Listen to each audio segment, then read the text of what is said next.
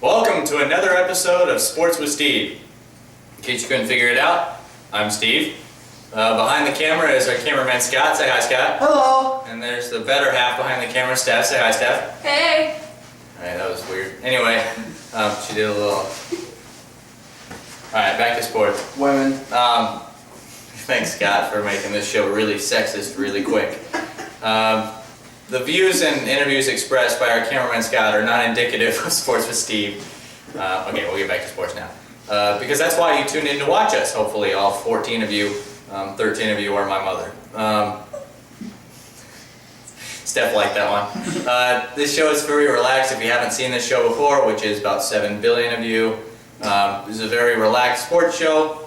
I am not an expert. I do not have 30 years of training on the draft like Mel Kiper or Todd McShay. I do not have my own sports show other than this. Like my friend Jared Sandler, who hosts Crunch Time 4 to 6 on ESPN 100.9. Nothing like a little name dropping.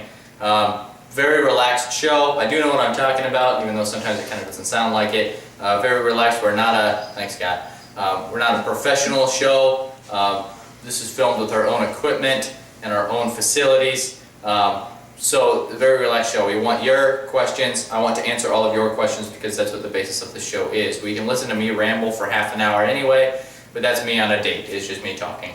There you go. I got 2 laughs out of Steph so far, and we're 2 minutes into the video. This is good. I'm glad we have an audience. If you want to ask me a question on Twitter, follow me on Twitter at SVSU Iowa.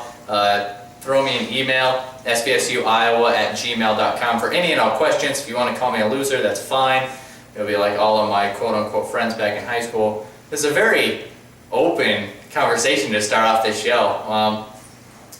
Yes, science. I could edit this all out, but I'm not going to because that's no fun. It's more fun to be like this. Our friend Mike, who you've never seen before and never really done anything, but we pretend to like him. He's back in Iowa helping out. Quiet on set! See, this is fun. Okay, let's get back to sports. Well, I guess it's kind of a misnomer because we were never at sports. So to get back to sports, we would have had to have talked about sports so far. Go back. And we're like 3 minutes into the video, and I still have yet to say anything about sports. Kevin Durant went off last night. 54 points. He had 29 in the first half. Stephen Curry also had a good game. I think he ended up with 35, 36, something like that. Kevin Durant, if you've never seen him play, where the heck have you been? He's 6'10". He has a wingspan of 7'5". He is ridiculously impossible to guard. You're lucky if he only scores 50. It's the 3rd time in his career that he scored 50 points, all of them on an ESPN game. So maybe he just needs the big bright lights to play. LeBron James said that he was jealous of Kevin Durant for all the shots that he gets to take, even though, as the point was made by Jay Billis, maybe that was the other game I watched, by a commentator last night, LeBron James was able to have any shot he wanted in Cleveland for 7 years before he went to Miami, so not really sure what that means. I am not a LeBron James expert. I do not know what he's talking about. He lives down in Miami. I live in Michigan. There's a bit of a disparity. So Kevin Durant and the Oklahoma City Thunder beat the Golden State Warriors. Stephen Curry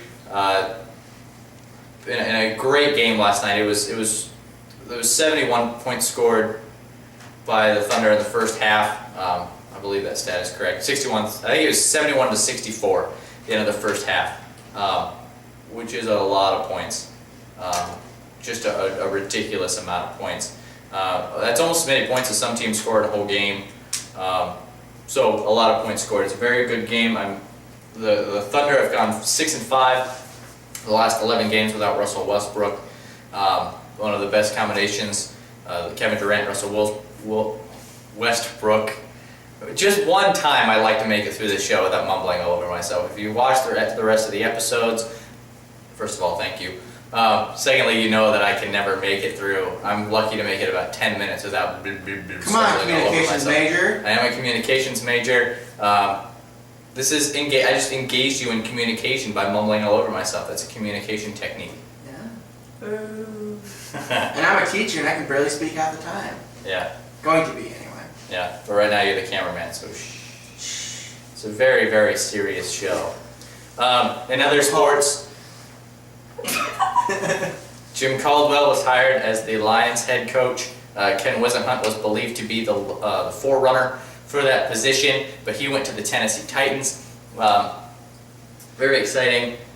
Jim Caldwell was in Indianapolis for 3 years, went 14-2 his first year there. A lot of people believe that was the same situation as John Gruden and the Oakland Raiders back in 2002, where he built the team up, left to go somewhere else, and that team went to the Super Bowl against John Gruden's new team, the Tampa Bay Buccaneers, where the thought was that it wasn't really that coach's team, it was the predecessor's team, and he just happened to be the coach at that time. I tend to believe that with Jim Caldwell. The Colts went to the playoffs the year before in 2008 with Tony Dungy as the head coach. They went 14-0 in their first 14, and the Saints on the other side, this was 2009, the Saints on the other side went 13-0 to start, and then the Colts sat their starters in the second half and lost their last 2 games. The Saints just lost their last 3 games. They didn't just lose. I mean, it wasn't like they just imploded, but they weren't playing as highly as possible. I think Tampa Bay beat them. I think that was the first loss of the season, was in Tampa Bay, which was a good game.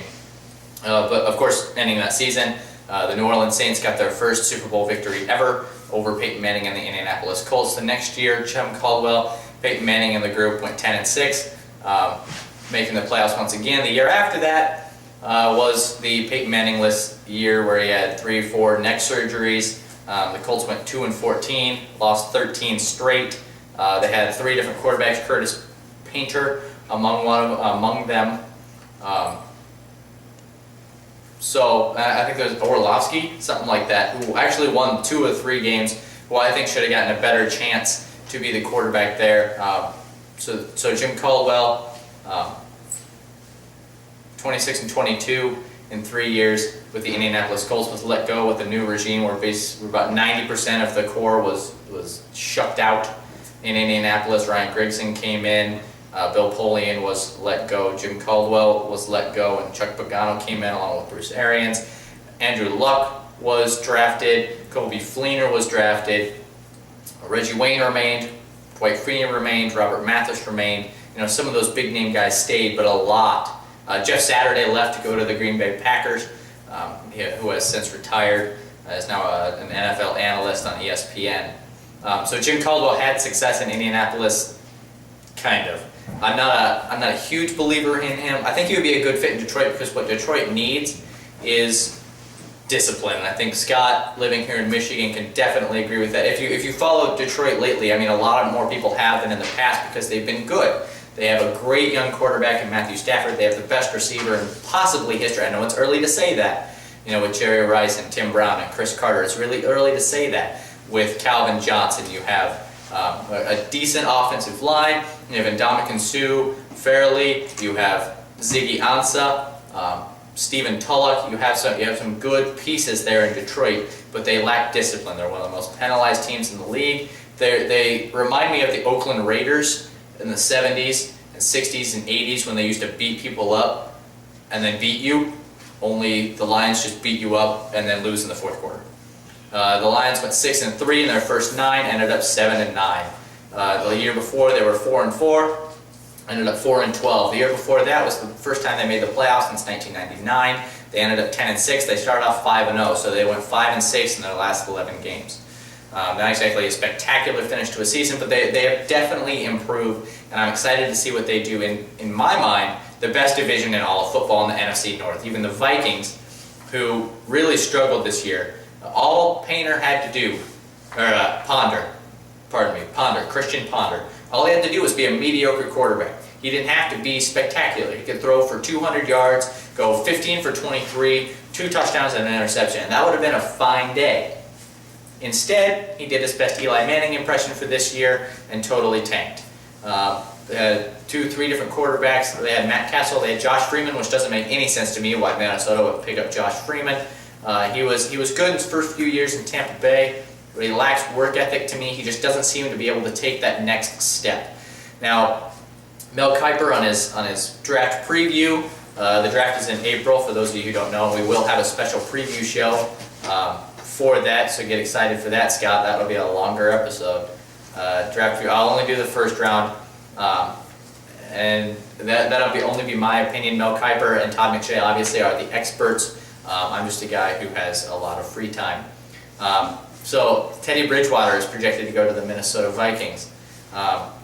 Could be a good fit, a high energy quarterback. I just hope that Minnesota does not pick up Johnny Manziel.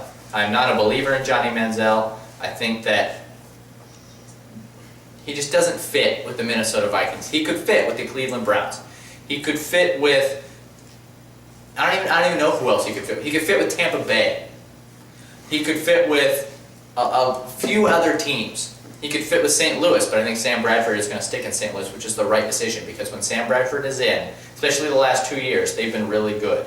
He was injured this year, and they were in the best division stat-wise and record-wise in the NFC West, with Arizona, who went 10-6, who missed the playoffs, San Francisco, who went 12-4, and Seattle, who went 13-3, who are going to be playing Sunday night for the NFC title.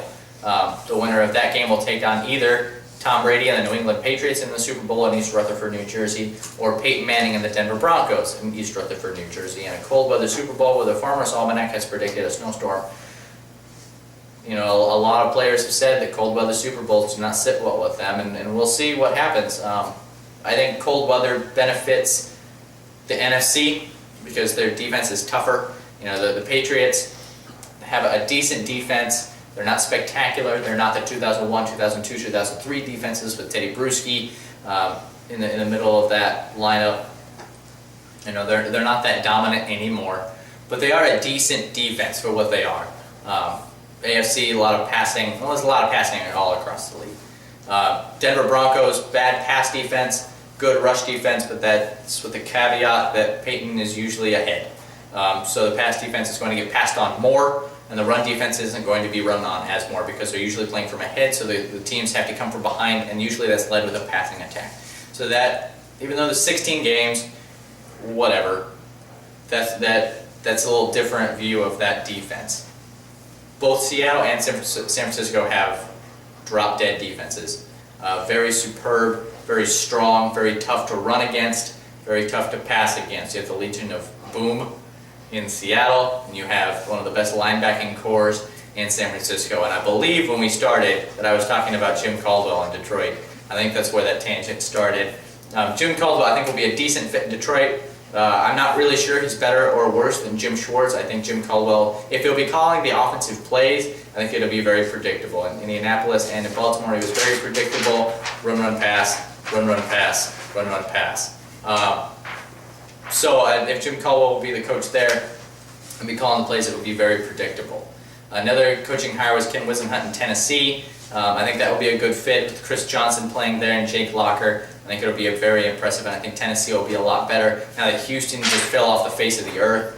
Indianapolis, 11-5 the last 2 years, but you never really know what you're going to get with Indianapolis, whether you're going to get a team that plays against Denver Broncos, whether it's the Seattle Seahawks, or in San Francisco to play the San Francisco 49ers, or you're going to get the team that plays St. Louis or Arizona, where they get beat by 30 points. So you're not really sure which team you're going to get. Jacksonville in that AFC South, still struggling, have been struggling for a few years. Look for them to start improving. They have a good chance. Bill Polian made the point last year during the draft that franchises are won the second through last day of the draft. The second through the 7th round of the draft. Franchises are won. You get your special teams specialists. You get your second cornerback. You get those players who may not have the big name, may not be an Andrew Luck or a Robert Griffin III. I'm going back a couple of years for these draft picks. But you get Kobe Fleener. You get Colin Kaepernick. You get Tom Brady. You get these players who will make your franchise and be able to build around more solid. You know what you're going to get, but teams aren't necessarily game planning against those, so they have a better opportunity to be there. So that is NFL, the two main coaches that are being hired. And there's a hire in Minnesota with Mike Zimmer coming from Cincinnati, a very good defense in Cincinnati. He has said in his interview that he will either play a 3-4 or a 4-3. Depends on the personnel. The Vikings gave up a ton of points last year. A lot of people look to Christian Ponder and Matt Castle and Josh Freeman and that offense not being as dynamic as it should have been, which is true, but that defense gave up the most points in the league this year, I believe. Either that or second most points in the league. through the first 4 or 5 games, they were giving up 34 points. They were averaging 30 points. So it was very close. The offense was doing its job, and obviously that's with special teams. Cordarrelle Patterson, one of the best players in the league. Adrian Peterson playing well, but that offense was doing its job to an extent. Christian Ponder could have definitely been better. So Mike Zimmer, and he's looking to get Norv Turner, former San Diego head coach, to become, I believe he was the offensive coordinator in Cleveland, to become the offensive coordinator in Minnesota, which would be very impressive. The linebackers coach, Mike Singletary, has decided to leave the team at the end of this month. Singletary was, with the Bears back in '85, well, not just '85, around '85, the '85 Super Bowl run by the Chicago Bears in the Super Bowl Shuffle. And he was also the head coach in San Francisco from 2008 to 2010. So Mike Singletary will be leaving a lot of pieces moving right now in the offseason for a lot of NFL teams. Obviously, there are 4 teams that are still going to be playing. And that's, the Pro Bowl. Let me give my little rant on the Pro Bowl. And hopefully this doesn't take forever. I know I may cause a lot of heads to roll and I may hurt your feelings with this, but the Pro Bowl isn't for you. I'm not saying you specifically watching me right now, I'm saying you, the fan. Every fan. The Pro Bowl is not for you. It is not for your entertainment. It is a vacation. It is a reward for players who play to the highest level. And obviously the fans, I believe that the fans should have an opportunity to watch the game. I'm not saying that. I'm not saying that we just pay for an NFL player's vacation because an NFL player can pay for his own vacation. But he deserves to, he shouldn't have to get bloody like J.J. Watt in the Pro Bowl last year. There should be a game. Now, 2 years ago was a joke. We all saw the play where there was a run up the middle, everybody was standing, nobody tackled. Nobody was running, nobody was moving. The ball went 3 yards. The referees didn't know what to do. Nobody was moving. There were 22 guys on the field. It was just a mass, and the running back didn't even run. It wasn't even a run. It was here's the ball, stand here for a little while. It was awful and it was pathetic. It was disgraceful to the NFL. And I think that was good that Roger Goodell, who a lot of people don't like, I like him. I think that he's very tough, he's very consistent. The only thing I didn't like was the Spygate with the New England Patriots in the early 2000s filming the New York Jets. And we all know if they were filming the New York Jets, who went 4-12 that season, they were filming other people. Gave him a slap on the wrist, took a 2nd round pick or a 7th round pick, something ridiculous like that. Maybe it was a 1st round pick, and I don't even remember. It was awful. But since then, he's been very tough. He fined Johnson, I can't remember, Chad Johnson. When he brought $1 to the referees to bribe him for an NFL challenge, you fined him $5,000 or $50,000. He fined him what could have been called an extortionate amount, but he was very consistent. He's not going to put up with that, and that's fair. As a commissioner of the leagues of the nation, possibly the world's 2nd most popular sport. Soccer is easily the most popular sport. Even in America, we don't necessarily get behind it as much. We like our NFL, we like our baseball, we like our basketball, we like our hockey. But soccer is very important to the rest of the world, and even in America we have a few teams. The women's and men's Olympics teams are very good. If you haven't watched them, which I think you should. I think you should watch pretty much every sport for the competition's sake, but we're talking about the NFL here. Roger Goodell has been very consistent, and I forgot my point. What was I talking about, Scott? What did I talk about at the beginning of this? Chad Ochocinco and fines, Roger Goodell. Oh, the Pro Bowl. Yep. Thank you, Scott. Yeah. The Pro Bowl. Yeah, you were talking about how you're going to offend some people, and you just voiced your opinion. That's why I sat down, because I knew this would take a while. Scott's been around me a while. He's also noticed that my tangents just go completely off the wall. Off the wall.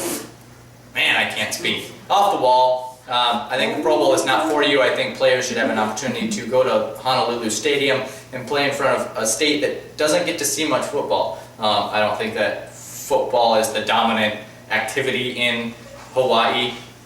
Surfing, the stereotype surfing and luau, that's not an activity, that's not a sport. But you get the point. Football is not the predominant thing. You could watch the Hawaii Warriors, University of Hawaii Warriors, who are a decent team. Were good for a couple of years, but have fallen off the pace a little bit. So players get to go to Honolulu. I don't like it before the Super Bowl because then there are two Super Bowl teams who got to the Super Bowl because they have a ton of Pro Bowl talent who don't get to play their players in the Pro Bowl. Now they could if they wanted to. It's not against the rules. But are you really going to play your Pro Bowl players in the Pro Bowl before the Super Bowl? Are you serious? If Colin Kaepernick were to go to the Pro Bowl and start the Pro Bowl, but he was in the Super Bowl, are you going to play him? I don't think so. You're not going to risk injury. You're not going to risk any of that sort. Lost time practicing, lost time thinking. You're not going to risk any of that. So possibly 10 players, 5 offensive, 5 defensive from each team, plus a couple special teamers. So let's say 10, around 10 players for each team. So there's 20 players of a 106-man roster. Not even, because special teams isn't being drafted. I can't remember how many players go to the Pro Bowl. 35, 40 maybe, go to the Pro Bowl. So you're taking 20 of those away. So out of 80, 20. So you're taking 1/4 of those players away, and you have to replace them with players who probably weren't going to get into the Pro Bowl. You know, this year we have the draft, the fantasy draft, with Jerry Rice and Deion Sanders. Interesting shakeup, non-conference for the first time in Pro Bowl history, which means that Andrew Luck and Russell Wilson could play on the same team. You could have an all-NFC team if you want, or you can have a, what have you. I think it would be an interesting idea, but I don't think that the Pro Bowl needs to be a moneymaker for the NFL. They're fine. They have enough money. That's why the NFL commissioner and the board and everybody wants to get the Pro Bowl to get more money. They want more people to watch it. They want more people to be there. Stop. It's not yours. It's the players. It's the players' reward for having a great season, putting their body through 20 games minimum. With the 4 preseason games, 16 regular season games, and then if they go to the playoffs, an extra 4 games, by that time, 3 games maximum. So 19 games. They could play 19 games in 21 weeks with the 1-week bye plus the 1-week training camp, preseason, that sort of thing. That there's a little break between the regular season and the preseason. So possibly 19 games that these players have put their bodies through, and you expect them to hit each other as hard as they can in the Pro Bowl. I don't think that's fair. I don't think that it should be another game where, they're running what I was talking about 2 years ago where nobody runs after anybody, but I think that it should be a reward for these players, and it shouldn't, have the kickers kick 70-yard field goals. Have a deep pass, throw 6 wide receivers down there. Have fun. This is a fun time. Jeff Saturday switched teams and hiked the ball to Peyton Manning last year, for kind of a send-off for the best center quarterback combination in possibly all of history. Peyton Manning has a lot of best of combinations and best of stats that you're ever going to see. But Jeff Saturday with Peyton Manning, that was special. Green Bay NFC player snapping to his former quarterback. It would have been fun if Jeff Saturday would have gotten the ball and ran down the field. I think that would have been fun, but that's just me. The Pro Bowl is not for you. I'll end my rant there. Pro Bowl is not for you as the fan, it is for the players as a reward. And if you want to watch the Pro Bowl, great. That is awesome. More power to you. But you shouldn't be required to. You shouldn't feel guilty for not watching the Pro Bowl. You shouldn't feel forced to have to watch the Pro Bowl. So, that being said, if you think I'm an idiot, which is a lot of you, tell me at SVSU Iowa, svsuiowa@gmail.com. Hit us up on our Facebook page. Just type in Sports with Steve, and you will find us. There's a picture of me. I'm real cute, I know. And I believe, thanks. Thanks for that. I believe it's just a picture of me and a cardinal head. I think a cardinal head is our profile picture. Yeah, and the cover photo is you sitting down looking all awesome. That was before our interview with Kellen Smith and Lindsey Johnson. And then we also have my YouTube page, which is Stephen Ingham. My last name, for all of you who don't know. I have a last name. My name isn't Sports with Steve. You can look at my YouTube page. You'll find me. Once again, there's another picture of me and a picture of Saginaw Valley catching a ball over Grand Valley, which kind of makes sense, being that I'm from Saginaw Valley. So, there ends our show. Facebook page, YouTube page, Twitter, Gmail. If you have any suggestions for me, like if you have honest critique, please, I want every bit of your opinion, whether it's good or bad. You ask me a question, I guarantee that I'll answer it as long as it's a legitimate question, not something stupid. It's up to our discretion as to what's stupid or not. But most of the time, we'll get your question on here. We'll answer your question. We had questions about penalties. We had questions about head coaching changes. We had questions like that we want to get out to you. We want to answer you, because without you, I don't have a show. I could just be doing this without the camera. I do anyway. Scott knows that. I just yell at Scott whenever I want about anything. Especially when I'm wrong. Yeah. Or I sound stupid, which I sound stupid about You're not helping yourself. 85% of the time. You're not helping yourself, Scott. So, therein ends our show. This is the 8th episode, 7th episode of the penalty. I think it's our 7th episode. 7th episode for Sports with Steve. The penalties edition is his own thing. Yeah. Check us out. Check all of our episodes out. The first episode sucked. Just to let you know, that was a really cruddy episode, but now it's better. I hope we are always getting better. We always appreciate your feedback and your input. Any critique, any questions, any comments, any confusions, any quandaries, please let me know. Any other Q words I could think of. Although a lot of those were C's. I don't know why I said Q. I think there's only one Q, and that was quandary. Questions. I don't know how to do English. Can't speak, can't do English. It's a good thing I have my own show. Yeah. So therein ends our show. Therein ends our show. So we thank you very much for watching. We'll tune in next week with the Super Bowl preview. My predictions for tomorrow. My predictions for the games. I forgot to give those. Seattle, Denver. Bye.